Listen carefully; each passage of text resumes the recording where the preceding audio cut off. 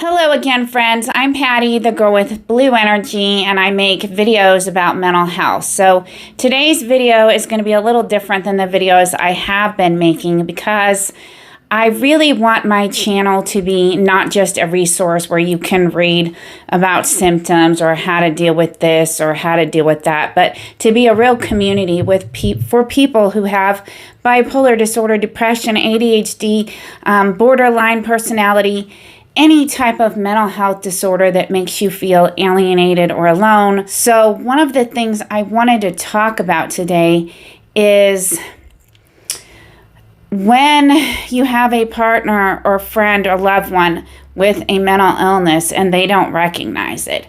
Because I see this a lot, and it's funny to me how many of my close friends, family, and people I know are very good at seeing all of my symptoms and how bipolar I am, but they cannot see their own mental health issues. Many of the people in my own personal life struggle with a lot of the same things I do. They may not get hypomanic and they may not have symptoms of mania, but they do have similar issues either with racing thoughts, with anxiety, with depression, with being hypersensitive. People I've worked with, I've seen a lot of people cry at work. A lot of us are sensitive.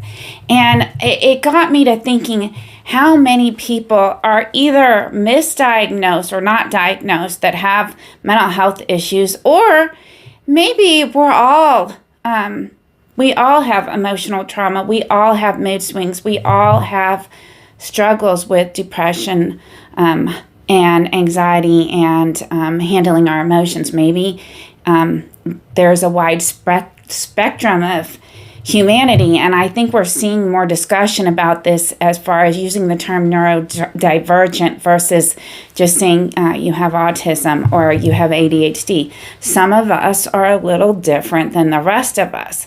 But does that mean there's something wrong with us? As I've grown as a person, I have gotten very, very comfortable with telling people I'm bipolar, but I've also had people tell me, oh, I just label myself, that I just have decided I'm bipolar and therefore act the part. And I'm not sure what's true. I have known mental illness was in my family for a really long time, so I sometimes think, I thought myself into bipolar, like I knew everyone in my family was a little nutty and bipolar, so I made myself bipolar.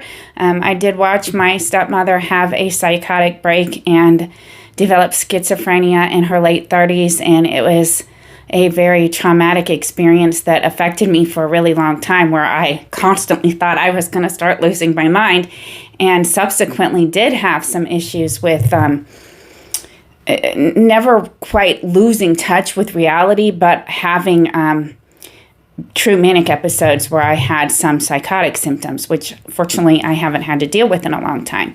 So I'm getting a little rambly here, but my point is, the more I talk about my bipolar and the more open I am about it, the more I realize that there are a lot of people who have struggled with emotional trauma, problems in childhood, and they're reflected in the way they behave. And for some of us, it's easier to own it and acknowledge that, hey, I have a mental illness, I have bipolar disorder, or I have ADHD, or I have anxiety.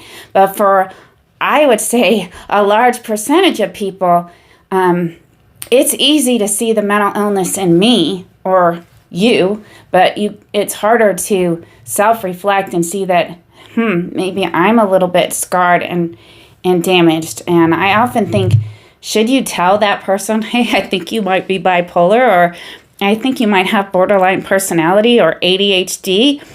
Or, if they don't have a diagnosis, should you just leave them be in their bliss of not knowing they're mentally ill? And so that's kind of what I wanted to talk about.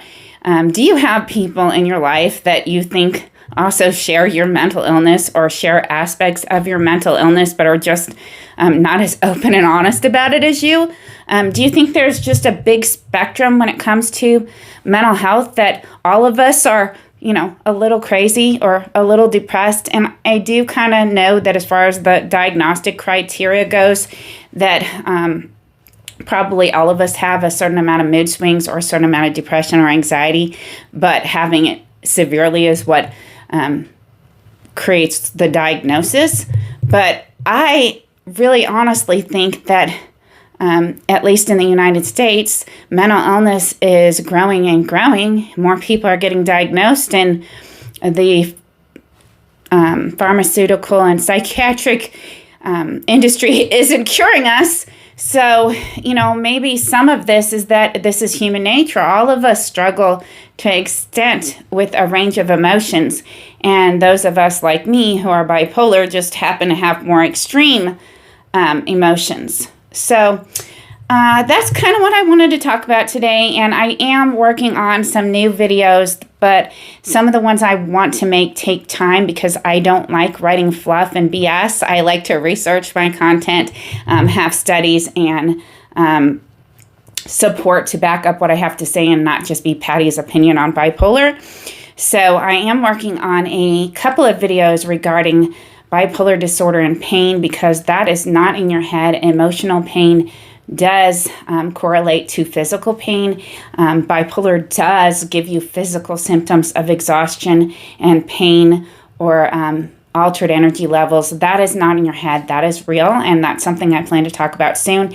And I also want to talk about spirituality with bipolar disorder. How many of us are have spiritual experiences or are hyper-religious, have had religious delusions, religious hallucinations, etc., because that is a big component of a lot of people with bipolar disorder. Look at, well, I'm not going to give any examples, but a lot of people with bipolar disorder and schizophrenia have a spiritual/religious component to their disorder. So those are what I plan to be talking about in the near future. But in the meantime, I'd love to hear what you think about your undiagnosed friends and family. Do you think that some other people may have a mental illness as well and just in denial? Or do you think that that everybody can sort of relate to the emotional span and symptoms that we have to a certain extent?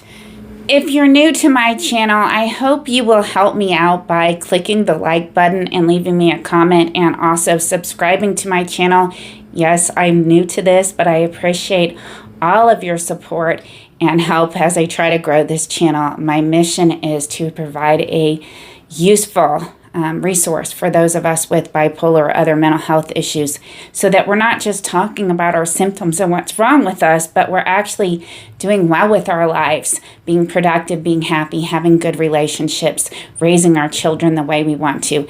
Those are the kind of things I want to accomplish with this channel, and I need your support to do that. So if you've just discovered me, please click the subscribe button, and if you've been following me, your comments and clicking the like button and just letting me know that you appreciate my videos helps me a whole lot and helps me to grow this channel. So thank you guys so much for tuning in. I will have more videos soon.